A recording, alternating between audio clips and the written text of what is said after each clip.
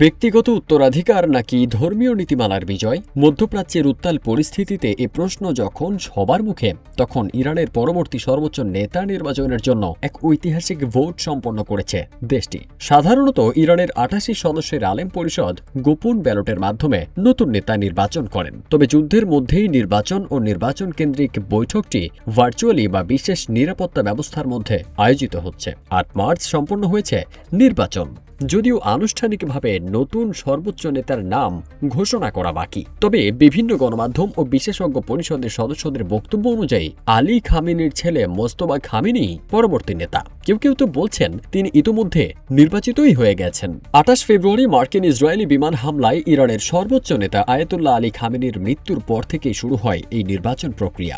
বিশেষজ্ঞ পরিষদের সদস্য আয়াতুল্লাহ আহমদ আল মোলহোদা নিশ্চিত করে বলেন, পরিষদের ভোট গ্রহণ শেষ, নেতাও নির্বাচিত হয়েছেন। আলিম পরিষদের প্রধান হোসেইনি বুশেহরি শিগগির নির্বাচিত নেতার নাম আনুষ্ঠানিকভাবে প্রকাশ করবেন।